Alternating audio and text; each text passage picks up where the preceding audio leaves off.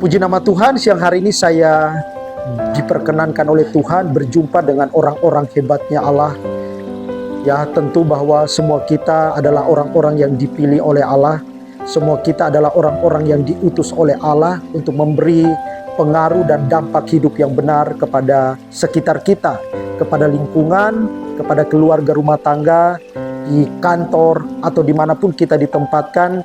Kita selalu memberi pengaruh atau dampak hidup yang benar. Dan siang hari ini kita mau belajar satu kebenaran firman Allah yang terambil dari kitab 1 Korintus pasal yang ke-6 ayat 19 dan ayat yang ke-20 dengan tema hidup yang mempermuliakan nama Tuhan, bukan permalukan nama Tuhan.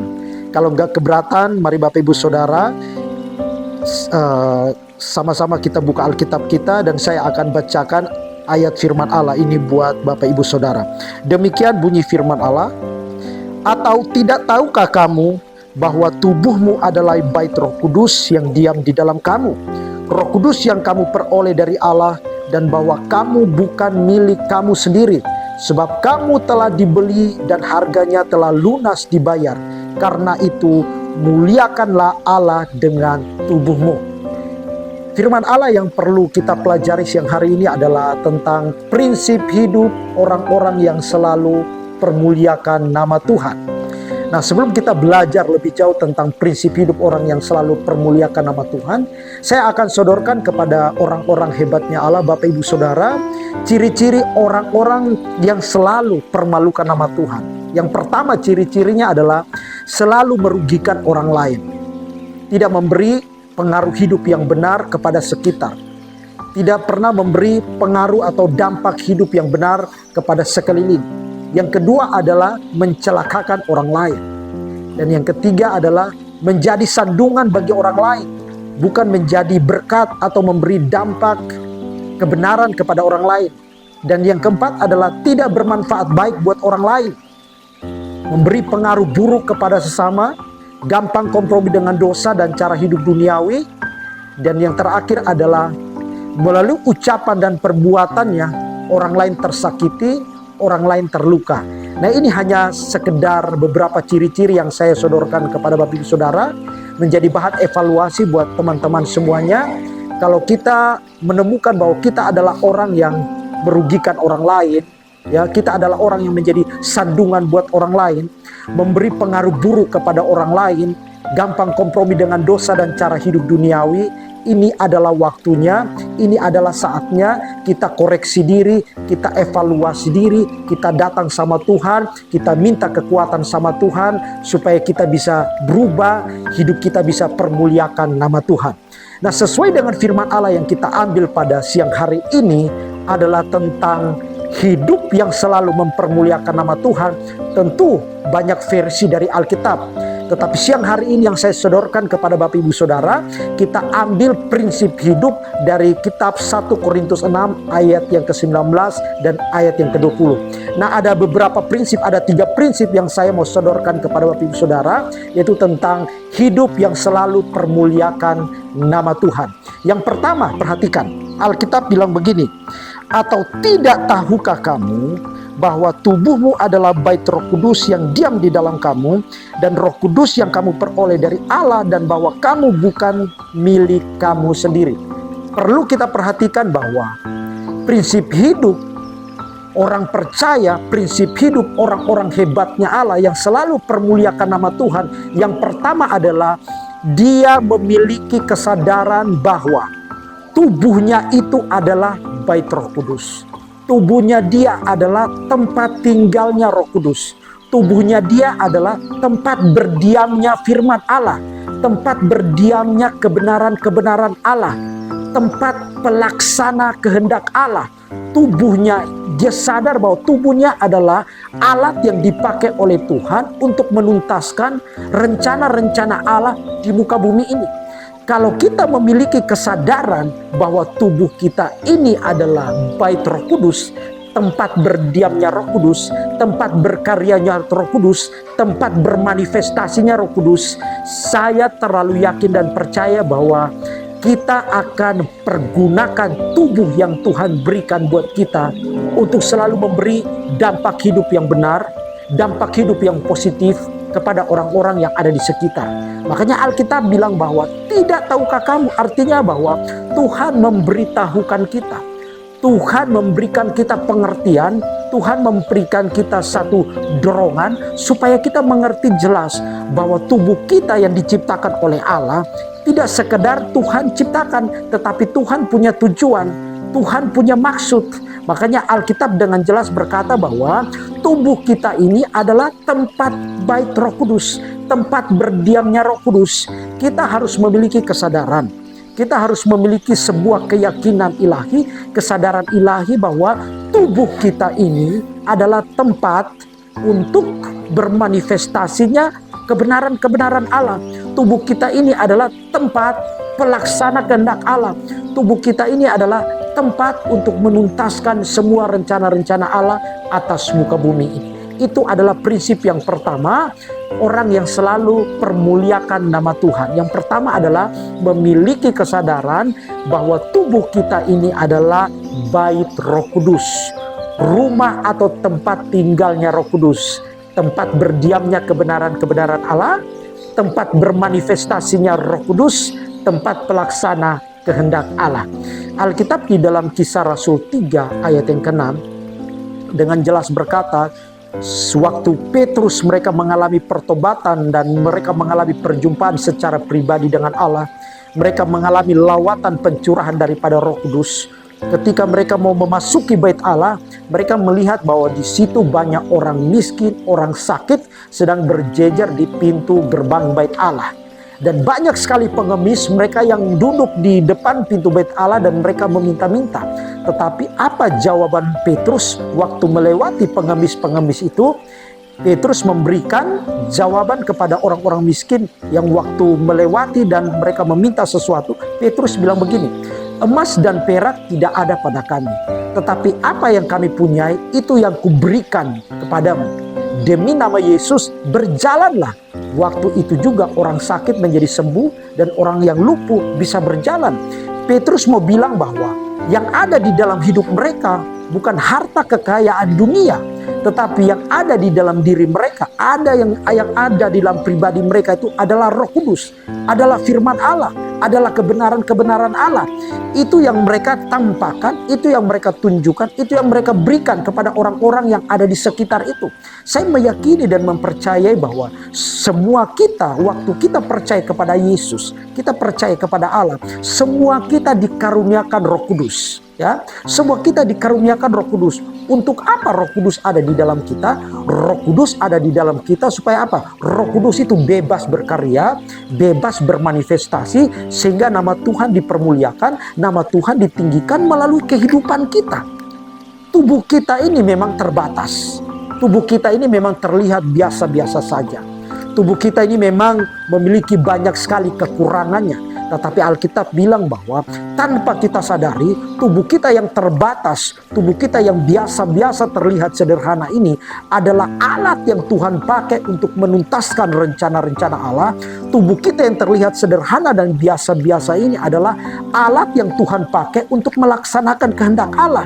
Karena itu, milikilah kesadaran bahwa tubuh kita yang terbatas, biasa dan sederhana ini adalah tempat berdiamnya Roh Kudus.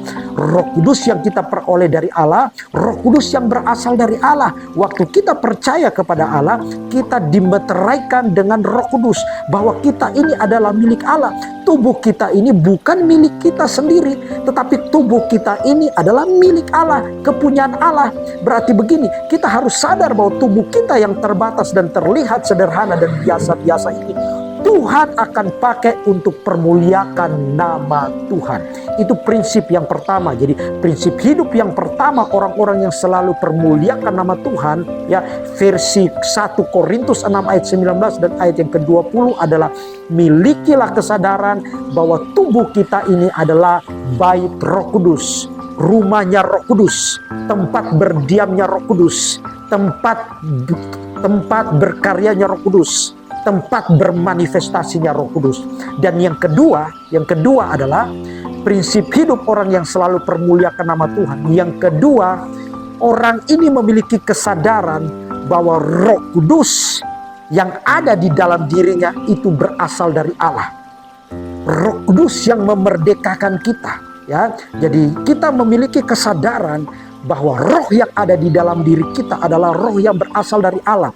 Roh yang memerdekakan kita, roh yang memberikan kita keberanian untuk menghadapi segala situasi, keadaan, kondisi, realita hidup yang tidak bersahabat dengan kita, realita hidup yang tidak sesuai dengan yang kita inginkan. Kita sadar bahwa ada Roh Kudus di dalam tubuh kita yang sederhana, tubuh kita yang terbatas dan biasa. Roh Kudus yang memerdekakan kita, Roh Kudus yang memberanikan kita untuk menghadapi setiap situasi, keadaan, dan realita-realita hidup yang tidak kita inginkan, realita hidup yang tidak kita sukai. Ada Roh Kudus berdiam di dalam diri kita.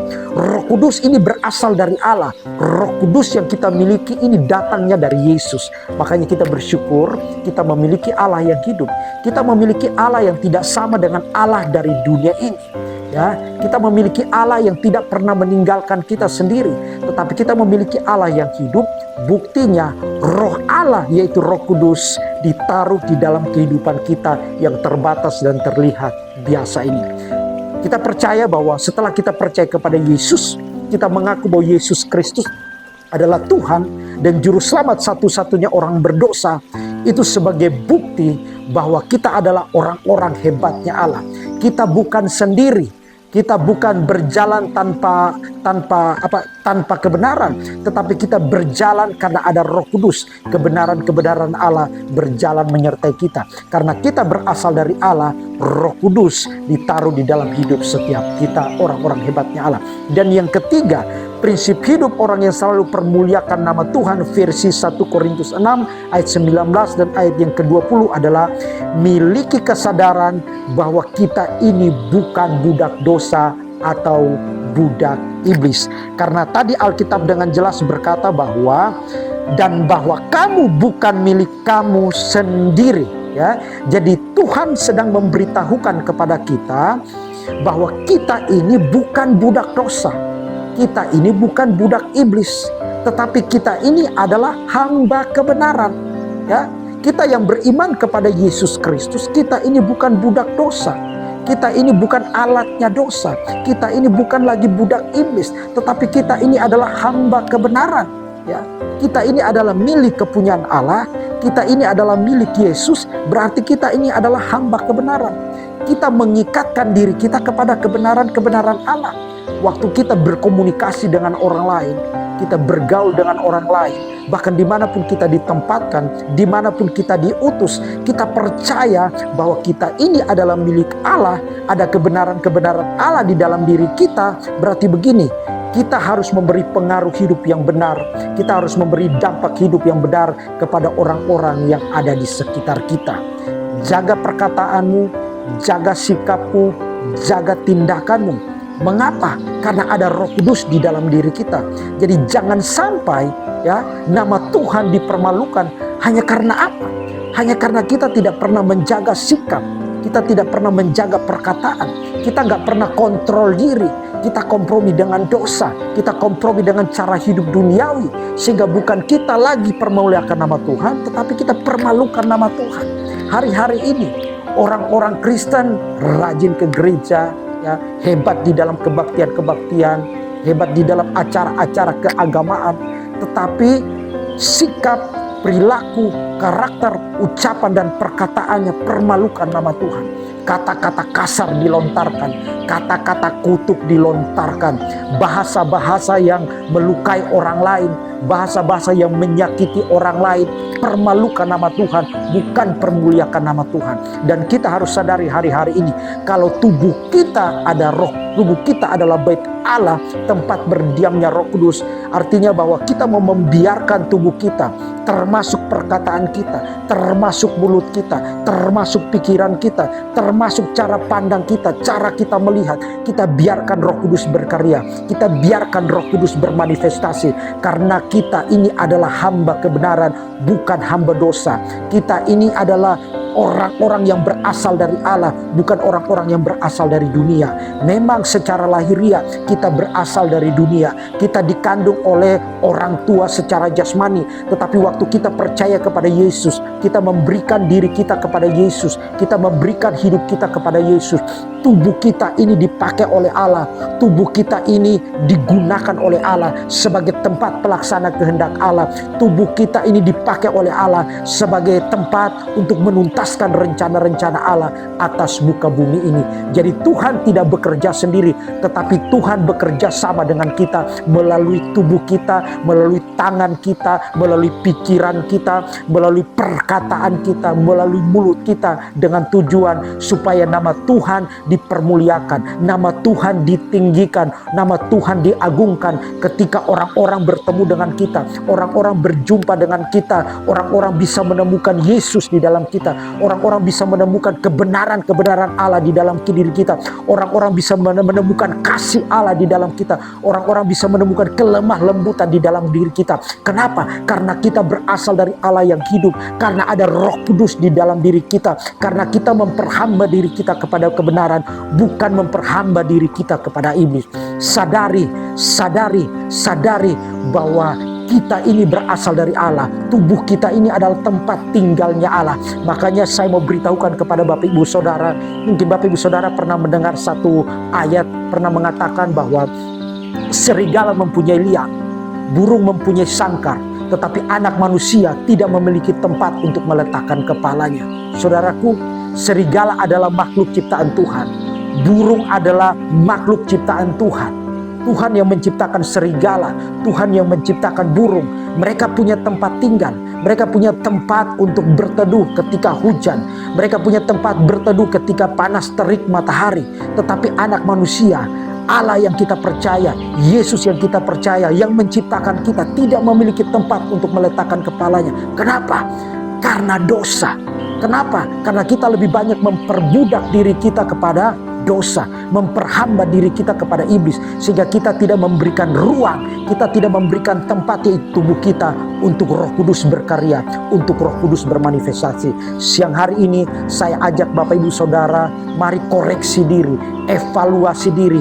Kalau selama ini tubuhmu berfungsi untuk melayani dosa, tubuhmu berfungsi untuk melayani dunia, sadari bahwa tubuhmu itu adalah tempat berdiamnya Roh Kudus. Tubuhmu itu adalah tempat Allah berkarya, tempat Allah bermanifestasi. Serahkanlah tubuhmu, serahkanlah hidupmu sebagai korban yang hidup, korban yang berkenan kepada Allah. Jangan sia-siakan hidupmu, jangan pakai mulutmu, jangan pakai perkataan ucapan-ucapanmu untuk mempermuliakan, untuk mempermalukan nama Tuhan, tetapi pakai kata-katamu, pakai ucapanmu, pakai pergaulanmu, pakai pikiranmu untuk permuliakan nama Tuhan. Sebab sekali lagi saya simpulkan, tubuh kita ini adalah bait Roh Kudus, tempat berdiamnya Roh Kudus, tempat berkaryanya Roh Kudus, tempat bermanifestasinya Roh Kudus. Dan tubuh kita ini adalah hamba kebenaran, tubuh kita ini adalah miliknya Allah, berasal dari Allah. Karena itu Roh Kudus berdiam di dalam diri kita untuk menyatakan kebenaran-kebenaran Allah kepada orang-orang yang ada di sekitar, sehingga nama Tuhan ditinggikan, nama Tuhan dipermuliakan. Firman Tuhan siang hari ini saya simpulkan supaya Bapak Ibu Saudara miliki kesadaran, bangun kesadaran bahwa tubuh kita yang terlihat biasa, tubuh kita yang terlihat sederhana, berdiam Roh Kudus supaya engkau menyatakan kebenaran-kebenaran Allah, memberkati orang lain.